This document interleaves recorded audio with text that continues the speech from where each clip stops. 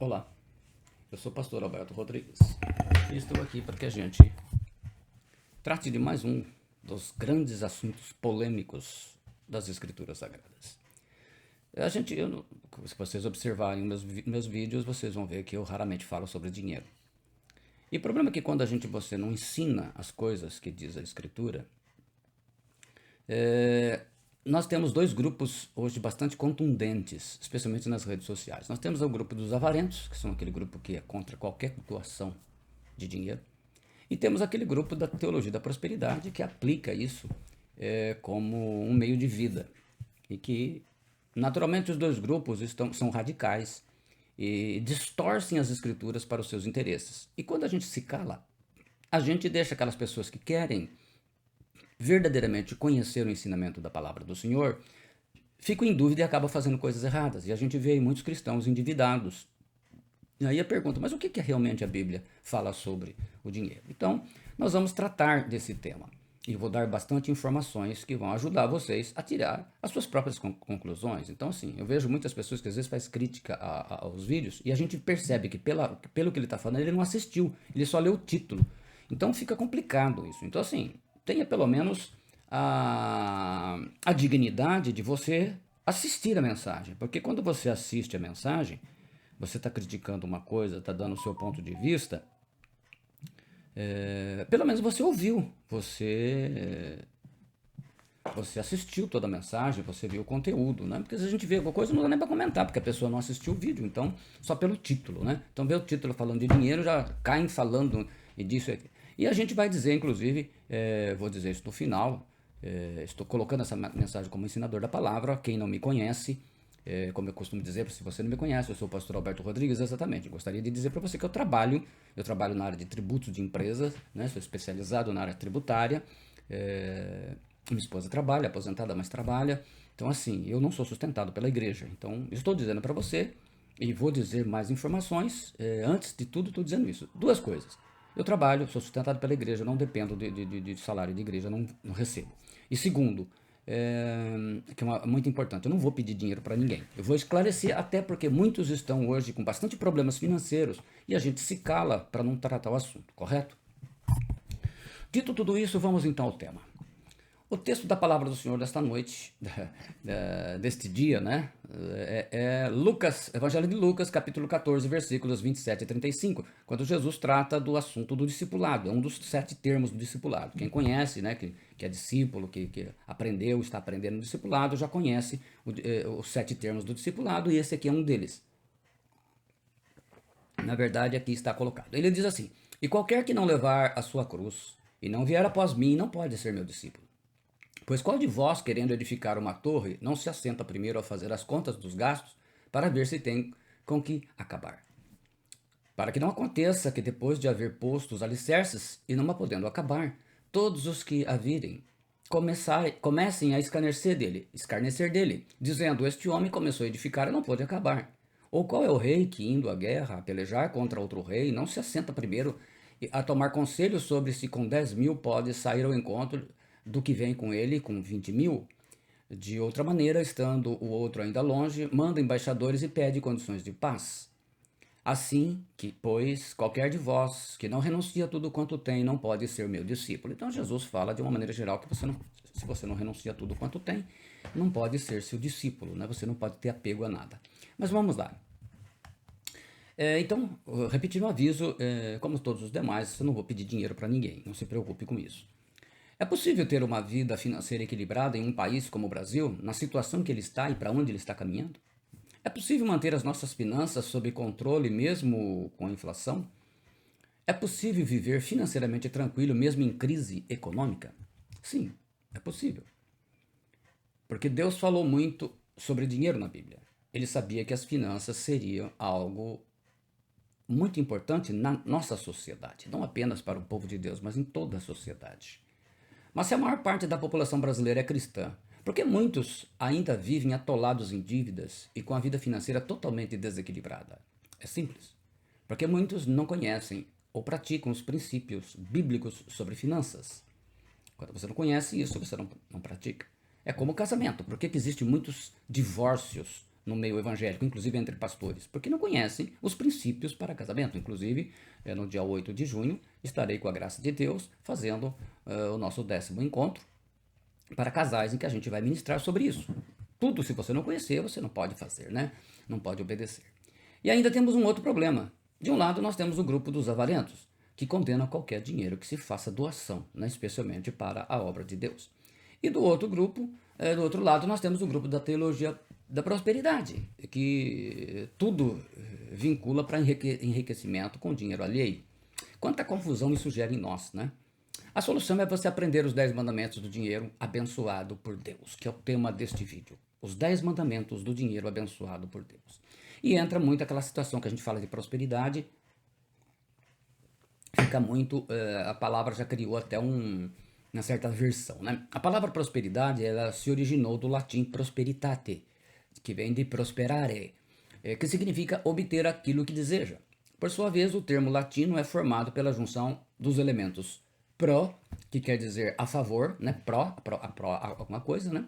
E spes, que significa esperança. Com isso, podemos entender o significado da palavra prosperidade como esperança de obter aquilo que deseja. Vamos conhecer os 10 mandamentos do dinheiro abençoado por Deus.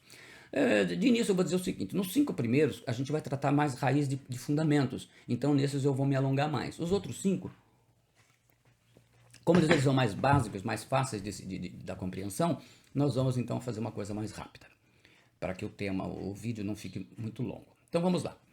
O primeiro mandamento, dinheiro é assunto espiritual. A primeira coisa que a gente precisa compreender e ter visão é que dinheiro é assunto espiritual. Em Ageu 2,8 o Senhor diz, minha é a prata e meu é o ouro, disse o Senhor dos exércitos. Em 1 Crônicas 29, 11 e 12 nós lemos, teu Senhor é o poder, a grandeza, a honra, a vitória e a majestade, porque teu é tudo quanto há nos céus e na terra. Teu Senhor é o reino e tu te exaltaste por chefe sobre todos. E riquezas e glória vem de ti. Vem de diante de ti, e tu dominas sobre tudo, e na tua mão há força e poder, e na tua mão está o engrandecer e o dar força a tudo.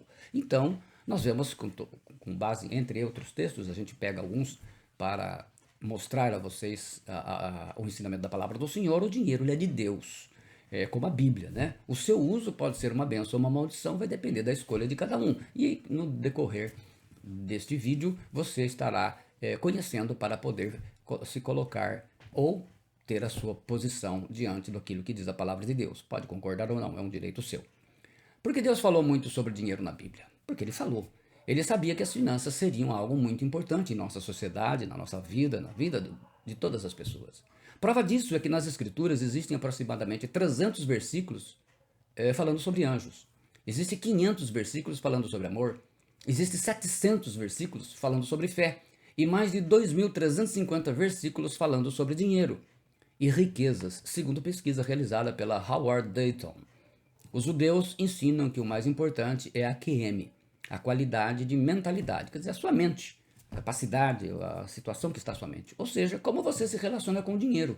E isso vai definir se você vai ou não alcançar a prosperidade, se você vai ou não conseguir viver dentro do padrão ensinado pela palavra do Senhor.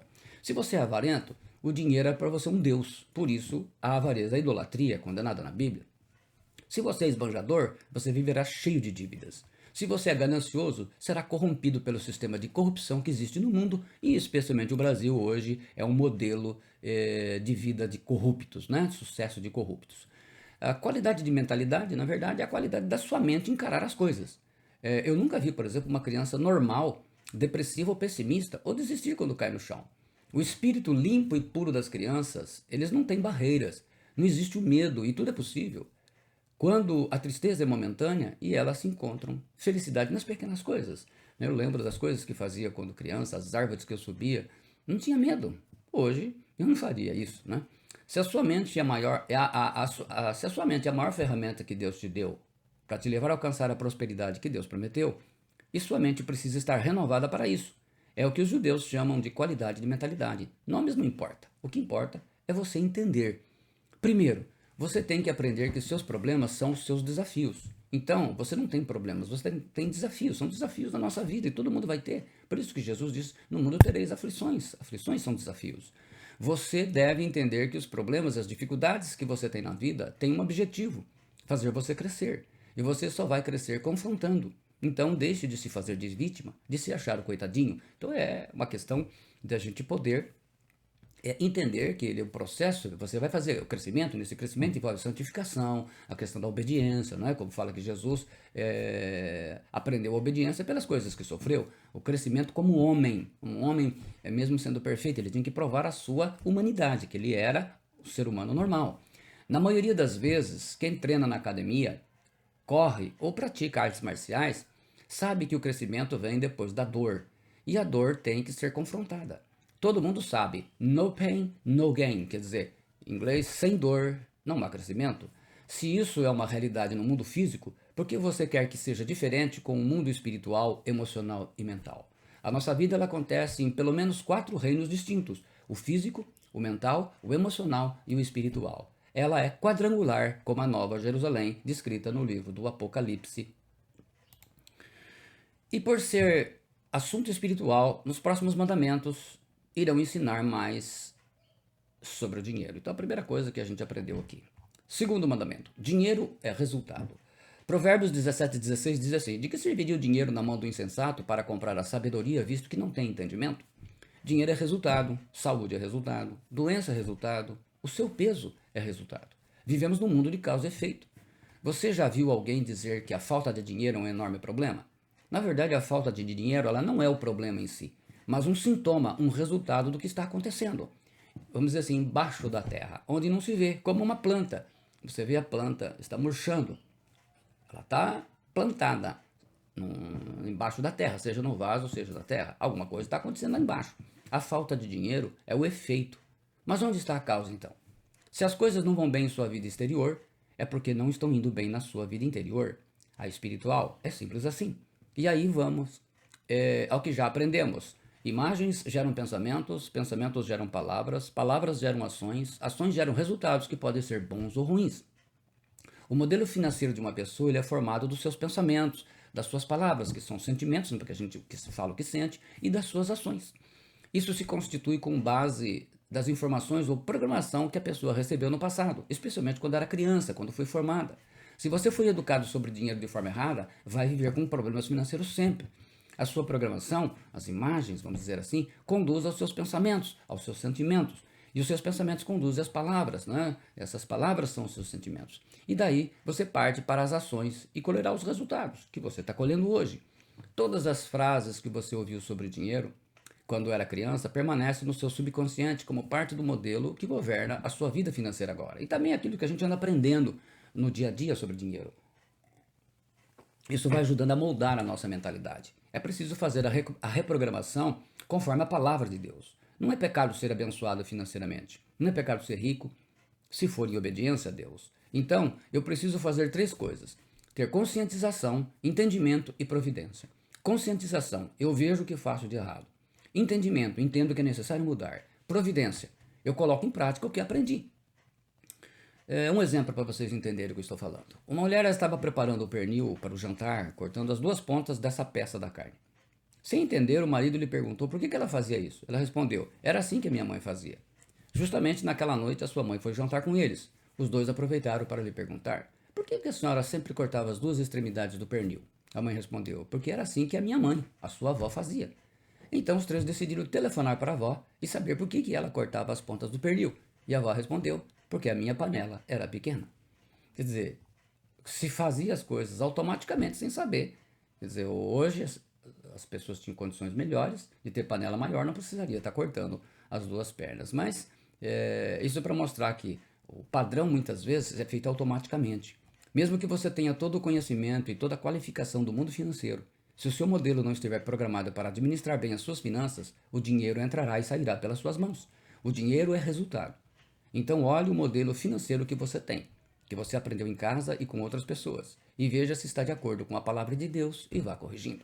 Então vamos para o 3º mandamento. Depois no final eu faço a nomenclatura de todos eles. Não tenha amor pelo dinheiro. 1 Timóteo 6,10 nós lemos: porquanto o amor ao dinheiro é a raiz de todos os males. E por causa dessa cobiça alguns se desviaram da fé e se atormentaram em meio a muitos sofrimentos. Eclesiastes 5,10 diz: quem ama o dinheiro jamais terá o suficiente. Quem ama as riquezas nunca se sentirá em paz e feliz em seus rendimentos. Certamente, isso também é ilusão, vaidade. A Bíblia não condena você ganhar dinheiro, prosperar e ficar rico, se isso for na forma com que Deus ensinou, naturalmente. E a gente vai estar nesses 10 mandamentos, você vai conhecer, para checar. A Bíblia condena o amor ao dinheiro. E o amor ao dinheiro é a raiz de todos os males. Todos mesmo, todos mesmo. E nisso está o poder da intenção. Se você está juntando dinheiro para os dias difíceis, o que acabará conseguindo? Dias difíceis. Pare de fazer isso. Em vez de economizar com a intenção de ser para tempos ruins, concentre-se em guardar dinheiro para os dias felizes, ou para o dia em que você vai alcançar sua liberdade financeira, aposentadoria, fazer uma viagem, comprar sua casa, comprar um carro, pagar à vista, porque nada disso é pecado. As coisas que a gente está fazendo são necessidade, é necessário. Você tem necessidade de ter sua casa, de ter seu carro, de ter um aparelho de celular. Existem coisas que são básicas na nossa vida. Nesse caso, pela lei da intenção, pela sua declaração, há poder em suas palavras. Lembra disso? Que a gente já teve bastante vídeos falando sobre o poder das palavras, né? Tiago 3, Provérbios. Mas há um grande problema. Mesmo que prosperem e façam fortuna, muitas pessoas não costumam ser felizes. Acontece divórcio do casal, filhos se perdem nas drogas, prostituição, no crime. Por quê? Porque as raízes do seu dinheiro, da sua riqueza, ou motivação para ganhar dinheiro, são raiva ou ressentimento. É que a gente fala de riqueza aqui, não necessariamente entender o milionário. Pode ser e pode não ser. A riqueza é tudo aquilo que você tem. Correto? A sua família, as coisas que você tem. Então, a motivação é o quê? A raiva ou ressentimento? Raiva, para não ser pobre como os pais, parentes e amigos. Não, eu quero ser rico para não ser pobre igual. Ou então, eu quero ser rico porque ressentimento, para provar para os outros que você é capaz, que é melhor em ganhar dinheiro e coisas assim. Então, sempre a motivação é sempre uma coisa que é fruto de raiva ou ressentimento. Nesse caso, o dinheiro e a raiva, ou o dinheiro e o ressentimento, eles tornam-se entidades associadas na sua mente.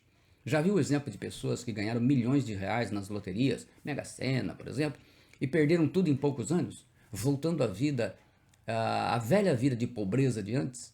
Eles não estavam, essas pessoas não estavam preparadas para serem prósperas ou ricas, e suas raízes de raiva e ressentimento o fizeram gastar tudo tentando se vingar, como o rapaz que foi entrevistado na televisão. O que estava acontecendo?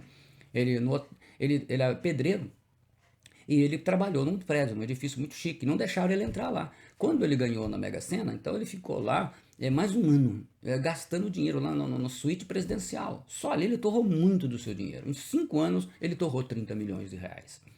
E aí, a sua mente não renovada, para se livrar dessa raiva ou ressentimento, inconscientemente, ela faz com que a pessoa se livre do dinheiro. É o que a pessoa faz, né? E aí é que está a situação. Observe essas pessoas que ganham muito bem, mas estão sempre sem dinheiro e com dívidas. Aprenderam que o dinheiro é um problema ou é do diabo. O dinheiro pode ser uma bênção ou uma maldição, mas é você quem vai decidir, é você que decide. É como você utiliza. Lembre-se que nós temos sempre falado isso, que as imagens geram pensamentos. Então as imagens, como você foi programado para aprender, se aprendeu no passado e também aprendeu hoje. Pensamentos geram palavras, palavras geram ações, ações geram resultados, e resultados podem ser bons ou ruins.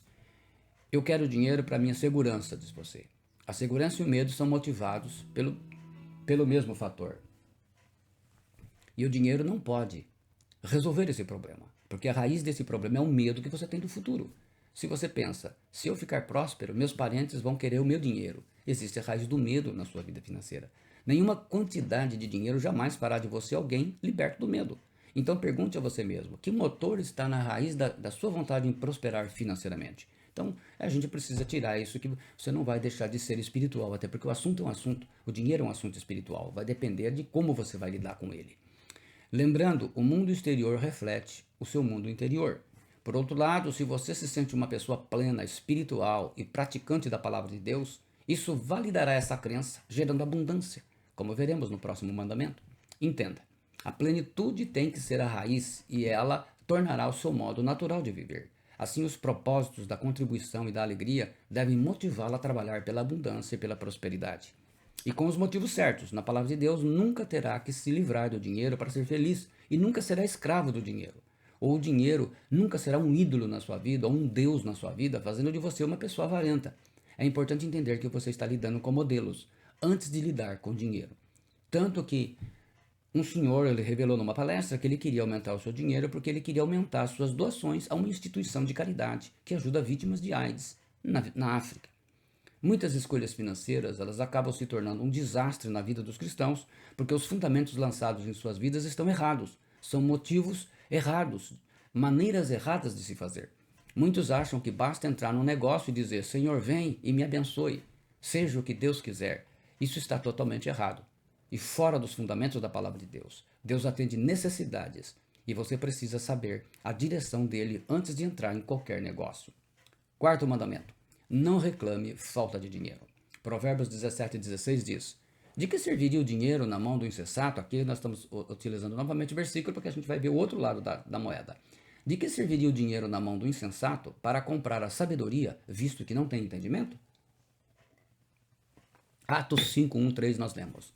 Porém houve, na tradução da Bíblia Viva, porém houve um homem chamado Ananias, com sua esposa Safira, que vendeu uma certa propriedade, e trouxe somente uma parte do dinheiro, afirmando que era o preço total. A esposa dele tinha concordado com essa mentira. Mas Pedro disse: Ananias, Satanás encheu o seu coração. Por que você deixou? Quando você afirmou que este era o preço total, estava mentindo ao Espírito Santo. Ananias e Safira, eles eram avarentos. Portanto, tinham um grande amor pelo dinheiro e isso custou a vida deles. A motivação deles era diferente. Muitas das decisões nos fazem agir como robôs.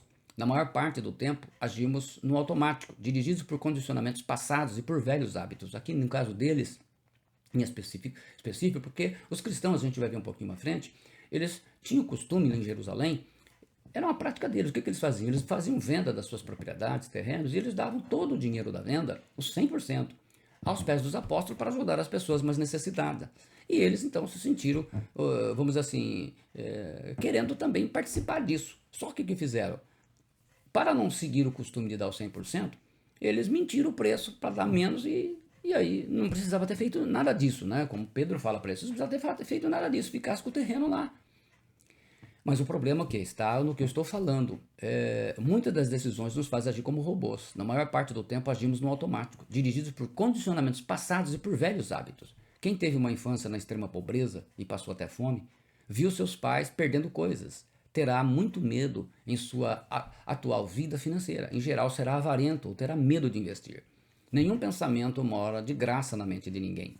Todos eles são investimentos ou custos. Ou levam a pessoa na direção certa, da felicidade, do sucesso, ou afastam a pessoa dessas coisas e a levam a uma vida de dívidas, de dificuldades. Tem pessoas que, por mais que você ajude, estão sempre endividadas e gastando mal o seu dinheiro. E aí voltamos ao ensinamento. Imagens geram pensamentos, pensamentos geram palavras, palavras geram ações, ações geram resultados, e os resultados podem ser bons ou ruins. Precisamos corrigir o quê? As imagens. Pense na sua mente como um HD. Suas experiências estão gravadas lá. Quando você vai tomar uma decisão, o arquivo equivalente é acionado e você faz a sua escolha. Se o arquivo ainda é velho e errado, você escolherá errado. Se a sua mente foi renovada pela palavra de Deus, você fará a sua escolha certa. Mais ou menos assim. Imagine que você vai gravando em pastas no HD. Então, as suas experiências na vida e os seus ensinamentos na vida financeira, tem uma pastinha lá, pastinha A. Cada pastinha tem lá. Então, quando você vai tomar decisão, vai agir, o que você vai pensar? Aquilo que você aprendeu. Você age conforme as coisas que aprendeu. E aí, busca o arquivinho lá e age daquela maneira. Aí você fala, puxa vida, entrei numa roubada. E é assim, imagina que se você não entende de internet, da tecnologia, usando o exemplo prático, imagina dentro de uma gaveta você arquiva as roupas, você guarda as roupas por cores. Então, num lado você põe as brancas, no outro você põe as amarelas, as vermelhas. Vamos dizer que as amarelas representam a parte de finanças. Quando você vai tomar uma escolha, fazer uma decisão, uma coisa assim, sobre finanças, ele vai buscar, a sua mente busca aquilo que está arquivado nas roupas amarelas. Isto é, as suas experiências, os seus ensinamentos, como você aprendeu. Se você aprendeu errado, vai fazer coisa errada. Por isso que tem pessoas que você vê que ela sempre está fazendo coisas erradas. Quando é no setor do amor, por que esse sujeito arruma relacionamento com essa mulher, relacionamentos complicados? Por causa daquilo como ela foi formada. ou daquilo que ela experimentou, viu nos seus lares, né? Crianças que são criadas em lares de traições, de divórcio, muito cedo, elas vão ser crianças problemáticas. É como se você instalasse novos arquivos, atualizando e corrigindo os arquivos errados. Aí então vem a correção da palavra de Deus, né? É como se você estivesse atualizando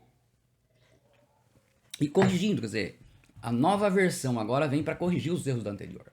Quando você sempre tem alguém como culpado pelos seus erros, você não tem consciência de que o seu problema é o que você aprendeu. Então as coisas serão mais difíceis para você. E isso nasce de conceitos errados que aprendemos sobre o dinheiro. O maior deles é quando até em canções se pergunta: o que é mais importante, o dinheiro ou o amor?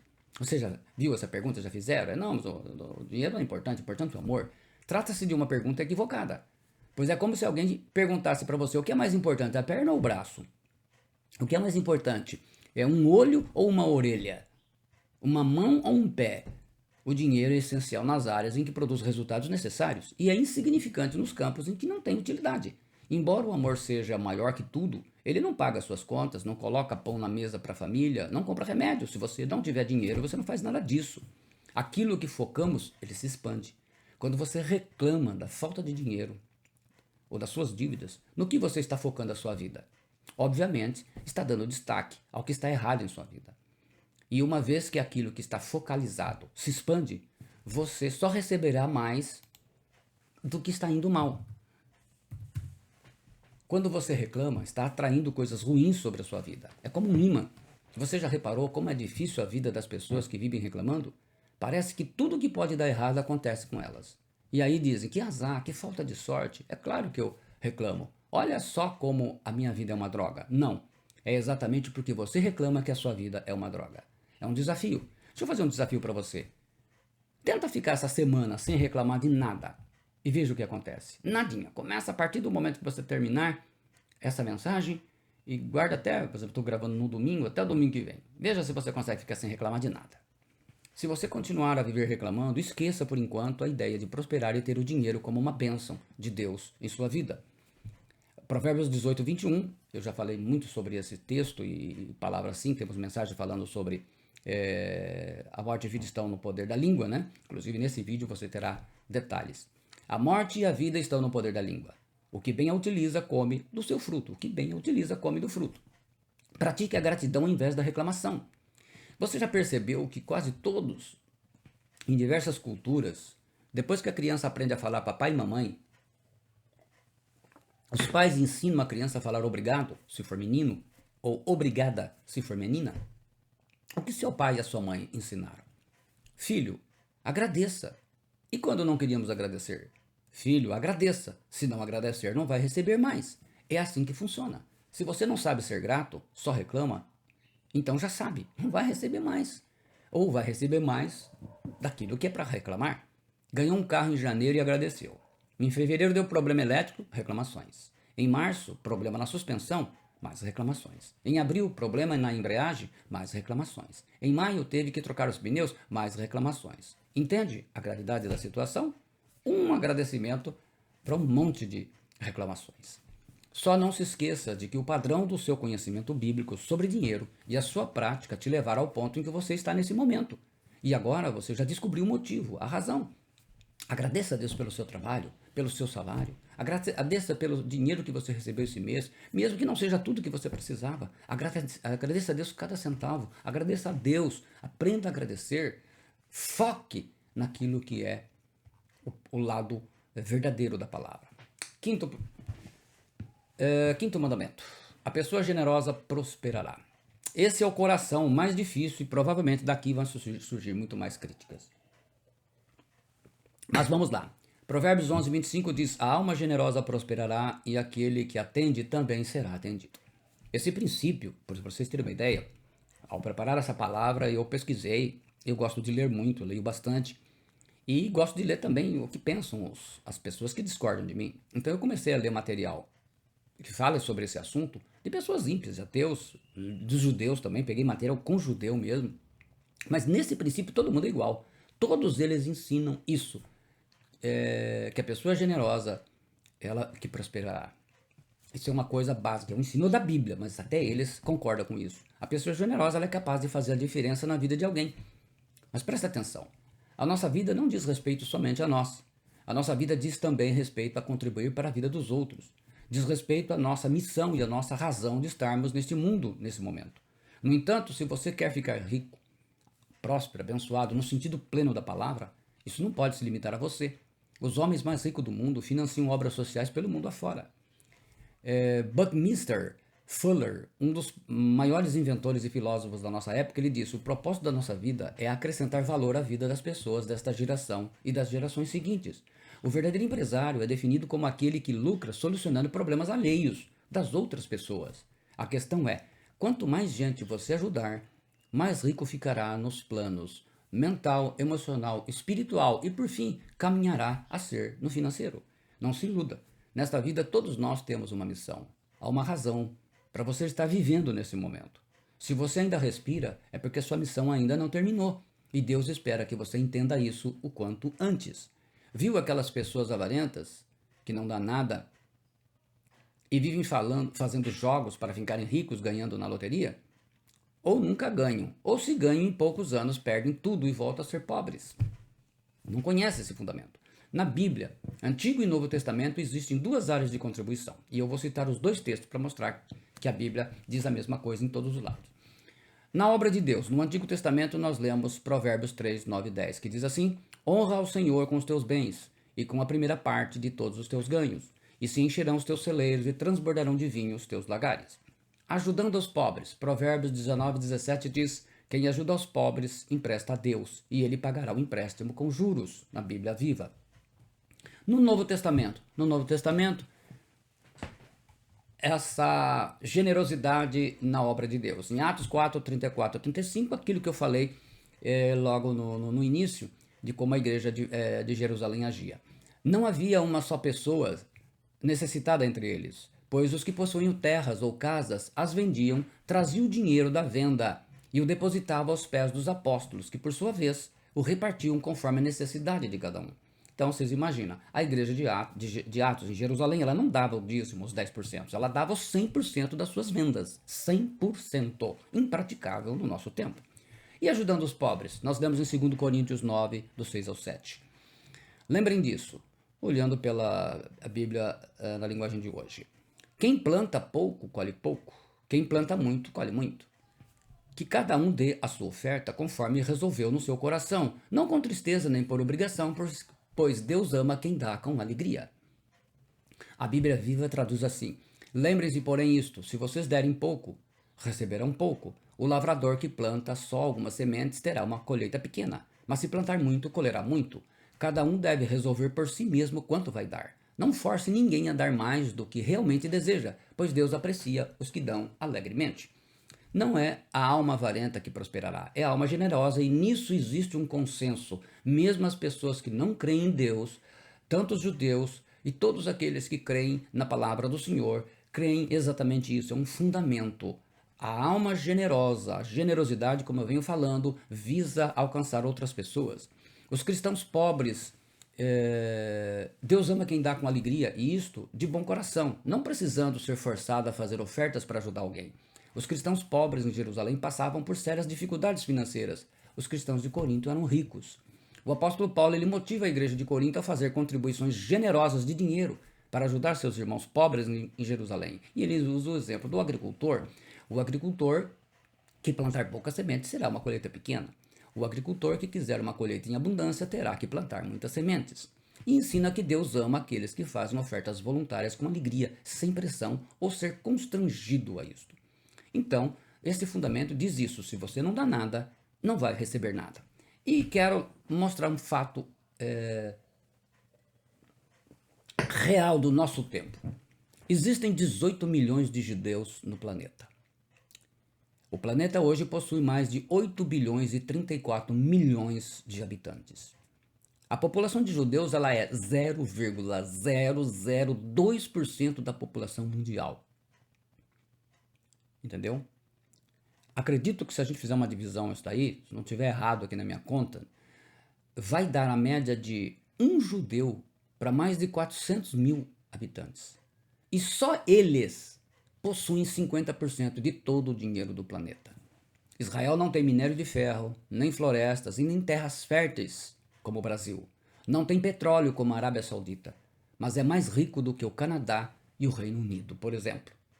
Porque é isso que o judeu aprendeu a fazer e faz. O povo judeu, embora nem todos sejam ricos, é verdade, mais de 30 dos 100 maiores bilionários do mundo são judeus. E para eles, a generosidade também é o coração de uma pessoa que deseja ser próspero, como Abraão, Isaac, Jacó, José, Nicodemos, José de Arimateia, Cornélios, Dorcas, a igreja de Corinto, Maria Madalena, Joana, Susana.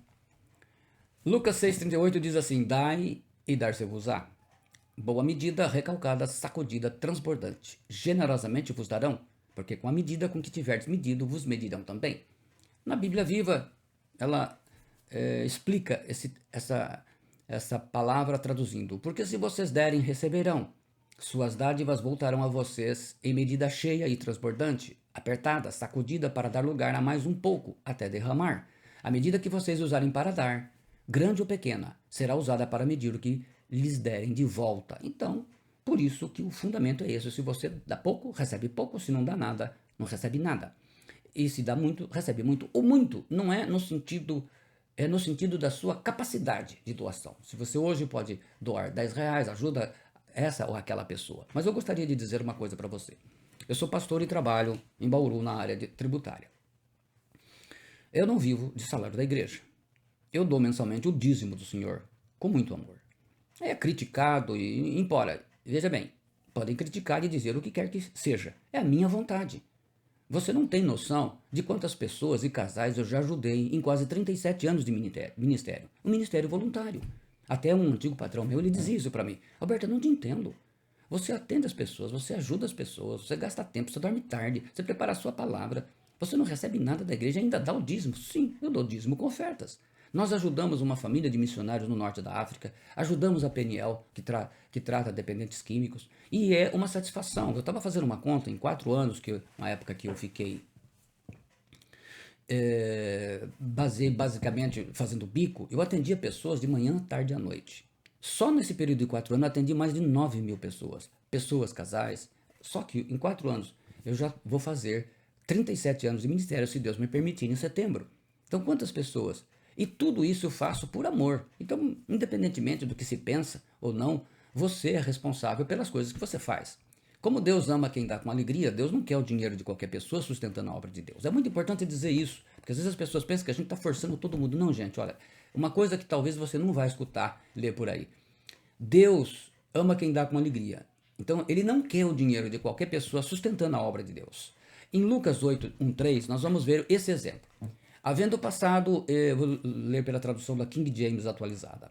Havendo passado esses acontecimentos, caminhava Jesus por todos os povoados e cidades proclamando as boas novas do reino de Deus. E os 12 estavam com ele. E também algumas mulheres que haviam sido curadas de espíritos malignos e doenças. Maria, conhecida como Madalena, de quem haviam saído 7 demônios. Joana, esposa de Cusa, administrador da casa de Herodes. E Susana e muitas outras. E essas mulheres cooperavam no sustento deles com seus bens. O ministério de Jesus na terra, no tempo discipulado dele com os 12 apóstolos, Deus escolheu mulheres, em especial 3 que ele cita aqui, né? Maria Madalena, Joana e Susana, que eram constantes no sustento deles. Deus não escolheu nenhum homem para com seu dinheiro sustentar o ministério de Jesus dos 12 apóstolos. Qual o motivo? Será porque os homens são mais avarentos quanto ao assunto? O assunto é usar o dinheiro na obra de Deus? O certo é que Deus escolhe as pessoas que Ele quer que use o seu dinheiro na obra. Deus não aceita o dinheiro de qualquer pessoa. Você pode criticar quem faz doações. Você pode ter todos os argumentos possíveis, usar textos da Bíblia, mas a verdade é uma só. Deus não aceita o dinheiro de qualquer pessoa. Deus escolhe as pessoas que Ele quer que use o seu dinheiro na obra. Então assim, se você não está usando, não fica apavorado criticando os outros. Deus não quer o teu dinheiro lá. Então, nós devemos ajudar. A obra devemos ajudar pessoas, ajudar comunidades, ajudar bairros, ajudar pessoas. Não é só gente da nossa família, pessoas que precisam. Esse é o espírito da mensagem do 5º mandamento. 6º mandamento: não gaste mais do que você ganha. Em Lucas 14:28, nós lemos: pois qual de vós, querendo edificar uma torre, não se assenta primeiro a fazer as contas dos gastos, para ver se tem com que acabar. Planeje seus gastos, faça contas. Se você ganha 1.320, não gaste 1.321. Controle os seus gastos em relação ao seu salário. Cartões de créditos, cheque especial, são os maiores responsáveis pelas dívidas impagáveis das pessoas atualmente. Não seja fiador dos outros. Se tem dinheiro, compra. Se não tem, saiba juntar dinheiro, espera. Lembre-se, Deus atende necessidades e não vaidades. Não caia na armadilha do consumismo. Não faça parcelas longas e com valores que comprometem o seu orçamento e vai ficar aí muito tempo, muitos anos, com a vida difícil por causa disso. Planeje os seus gastos no mercado, com roupas, com passeios, com viagens, no shopping. Não faça as dívidas tolas. Provérbios 17:16 diz: dinheiro na mão de um homem sem juízo não vale nada, porque ele não é capaz de usar a riqueza para conseguir o que é importante, a sabedoria. E é como administrá-lo. Controle os seus gastos. Não gaste mais do que você ganha. Faça um planejamento de cada gasto e corte despesas se necessário, no mercado, nas roupas, energia elétrica, internet, água, cartão de crédito, cheque especial, celular, passeios e viagens. Não seja irmão do desperdiçador. 7º mandamento: ganhe o seu dinheiro honestamente. Salmo 112:5 diz: feliz é o homem que empresta com generosidade e que com honestidade conduz os seus negócios. Viva do seu trabalho e não viva esperando ser ajudado. Se for necessário, Deus providenciará quem venha te ajudar. Mas não fique esperando. Ganhe o seu dinheiro trabalhando muito, trabalhando duro, mais do que os outros, até 16 horas se for preciso. Mas sempre negócio honesto. Não engane ninguém. Não dê prejuízo a ninguém. Não roube ninguém. Não seja corrupto. Não seja corrompido. Não aceite dinheiro de superfaturamento, aquele dinheiro que o pessoal pede uma nota no valor maior e o valor é menor e aí você se beneficia. Emprestou? Devolva. Quebrou? Perdeu? Mande consertar ou dê outro no lugar. Cobre o preço justo. Não explore a necessidade da outra pessoa, seja por qualquer motivo. Seja fiel e honesto quando estiver administrando e cuidando do dinheiro e dos bens dos outros. Nunca roube nada. Lembre-se da lei da semeadura, famosa Gálatas 6:7. Não se engane, ninguém zomba de Deus. O que uma pessoa plantar é isso mesmo que colherá. 8º mandamento: pague todas as suas dívidas. Romanos 13:8 diz: paguem todas as suas dívidas, exceto a dívida do amor aos outros. Nunca termine de pagá-la. Se vocês amarem aos outros, estarão obedecendo a todas as leis de Deus e satisfazendo todas as suas exigências. E nem dá para pagá-la porque o amor devido aos outros, ele é baseado, inspirado e recebe a fonte, o amor de Cristo por nós na cruz. E não dá para igualar com esse amor. Pague todas as suas dívidas. Não fique devendo nada a ninguém. Mesmo as dívidas que já ficaram bem velhas, pague tudo. Pague também os impostos. Não seja um sonegador. Romanos 8:7 diz: portanto, paguem ao governo que é devido. A Bíblia viva, né? Paguem todos os seus impostos e respeitem e honrem todas as autoridades. Negocie sua dívida. Entre em acordo com seu credor. Dê uma satisfação a ele. Explique sua situação e, assim que possível, pague. Respeite as autoridades civis, militares e da igreja. Não como esse povo que vive desrespeitando todo mundo e acha que tá fazendo a vontade de Deus. Deus jamais aceitou esse tipo de coisa. Não há exemplo nenhum nas Escrituras. Procure não fazer dívidas com muitas parcelas de valores altos e que comprometam seu orçamento. Não faça dívidas e parcelas com dinheiro eventual. Seus gastos devem ser com base no seu salário fixo. Tenha sempre um mentor, uma autoridade que te corrija, porque o dinheiro aumentando cresce o senso de poder e o poder cega as pessoas. Cega as pessoas para a vontade de Deus. Provérbios 19:20 diz: ouve o conselho e recebe a correção, para que no fim seja sábio. Provérbios 12:15 diz: o tolo sempre acha que a sua opinião é a única certa, mas o sábio ouve os conselhos com atenção. Então, aprenda isso.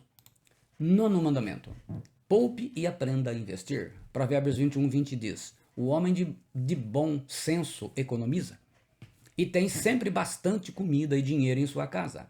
O tolo gasta todo o seu dinheiro assim que o recebe. Crie o hábito de guardar dinheiro mensalmente. Não use a desculpa que não sobra. Aprenda a economizar. Mesmo que a quantia seja pequena, crie o bom hábito. Aprenda a aplicar uma quantia do seu dinheiro. A parábola das minas, em Lucas 19, versículos 13, 22 e 23, que eu vou pegar aqui, ele ilustra bem isso. E chamando 10 servos seus, deu-lhes 10 minas e disse-lhes: negociai até que eu venha. Pois ele disse, porém, ele disse, quando ele volta para chamar, prestar contas, aquele que não fez nada diz. Porém ele lhe disse, mau servo, pela tua boca te julgarei. Sabias que eu sou um homem rigoroso, que tomo o que não pus, e cego o que não semeei? Por que não puseste, pois, o meu dinheiro no banco, para que eu, vindo, o exigisse com juros? Então aplique, seja uma caderneta de poupança, um tesouro IPCA+, um tesouro prefixado, comprando ações de outras empresas seguras, CDB, RDB, fundos DI, LCIs, LCAs, fundo imobiliário, sei lá, acha aí os din-dins, aplique, aprenda a fazer isso. Mesmo que seja pouco, para criar o hábito, o bom hábito. Veja o que é melhor para você. E o 10º mandamento, não retenha pagamentos dos outros. Tiago 5,4 diz assim, na King James, atualizada, eis que o salário dos trabalhadores que ceifaram os vossos campos, e que vós desonestamente deixastes de pagar, está clamando por justiça, e tais clamores chegaram aos ouvidos do Senhor dos Exércitos. A Bíblia Viva traduz, pois escutem, ouçam os clamores dos trabalhadores que vocês enganaram no pagamento. Os clamores deles chegaram até os ouvidos do Senhor dos Exércitos. Não atrase o pagamento a quem fez um serviço para você. Quando você começa a segurar o pagamento, isso se voltará contra você. Quando você começa a pagar adiantado, o valor do trabalho de alguém sempre terá dinheiro para pagá-lo antes do prazo. É a lei da semeadura. Eu comecei a fazer isso na minha vida e nas contas da igreja e tem sido assim. Deus sempre abençoa. Não use produtos piratas. Você deixa de pagar a quem é justo, além de ser crime. Artigo 184 do Código Penal. Não use gato na energia elétrica, na TV paga ou internet. Jeremias 22:13 diz assim, ai daquele que edifica sua casa com injustiça e os seus aposentos sem direito, que se vale do serviço do seu próximo sem paga e não lhe dá o salário. Então, quando você está fazendo, você está quebrando isso, esse ensinamento. Então, meu filho, pague. Se você não pode, espere. Você está retendo o pagamento de alguém que é justo. Você está sendo injusto. E Deus não habita na injustiça. Não espere que Deus vá abençoar o seu dinheiro assim. Você quer a bênção dele, você tem que fazer as coisas corretas. Quem costuma atrasar pagamentos sempre estará tendo dificuldades para pagar em dia. É a lei da semeadura. E vai chegar um momento que não vai conseguir pagar mais. Então, resumindo, esses são os 10 mandamentos do dinheiro abençoado por Deus. O dinheiro é um assunto espiritual, o dinheiro é resultado, não tenha amor pelo dinheiro, não reclame falta de dinheiro, a pessoa generosa prosperará, não gaste mais do que você ganha, ganhe o seu dinheiro honestamente, pague todas as suas dívidas, poupe e aprenda a investir, não retenha pagamentos dos outros. Repetindo, primeiro mandamento, dinheiro é assunto espiritual. Segundo mandamento, dinheiro é resultado. Terceiro mandamento, não tenha amor pelo dinheiro. Quarto mandamento, não reclame falta de dinheiro. Quinto mandamento, a pessoa generosa prosperará. Sexto mandamento, não gaste mais do que você ganha. Sétimo mandamento, ganhe o seu dinheiro honestamente. Oitavo mandamento, pague todas as suas dívidas. Nono mandamento, poupe e aprenda a investir. E 10º mandamento, não tenha pagamentos. Não retenha pagamento dos outros. Muito bem, esta é a mensagem da palavra de Deus. Quem conseguiu chegar até o final, eu agradeço. Se for criticar, pelo menos escute a mensagem e que Deus possa estar abençoando e iluminando a sua mente, iluminando o seu coração, que você possa aprender a administrar a sua vida financeira, sair dessas dívidas e ser uma bênção, e que o dinheiro seja uma bênção para você e você promova essa bênção também para os seus herdeiros, esse ensino para os seus filhos, para os seus discípulos, de viver de uma vida reta e honesta nesse país de corrupção, de país onde tudo que é errado está prosperando. Esse espírito do anticristo que tem transformado a vida financeira das pessoas na maior afronta à santidade de Deus, né? O enriquecimento ilícito, isso não só dos ímpios, muito de cristãos e pastores que enriquecem com o dinheiro dos outros, exploram as pessoas, enganando e não se preocupam mais com a vida que elas estão levando, que ficam agradando pessoas por causa do dinheiro. O sujeito é adúltero, comete as maiores atrocidades, mas como ele é um grande dizimista, ofertante na igreja, ele tudo pode. Não, não, não, não, não. Está na hora da gente ter homens de Deus capazes de falar não e corrigir essas pessoas. Porque antes de tudo, mais do que o dinheiro, a gente precisa olhar as almas das pessoas. E não vai ser mentindo que vão para o céu. Porque os mentirosos não vão para lá. Então, está aí a mensagem da palavra do Senhor. Se você gostou, deixa o seu like se eu gostei. Se não gostou, também pode deixar o seu comentário. Mas se criticar, pelo menos assista a mensagem. Que aí a gente vai ter um parecer melhor. Compartilhe com o máximo de pessoas que você puder para ajudar aqueles que precisam sair da situação financeira difícil, aprendendo a administrar o seu dinheiro e não esperando por mágica. Deus te abençoe, em nome do Senhor Jesus Cristo. Amém.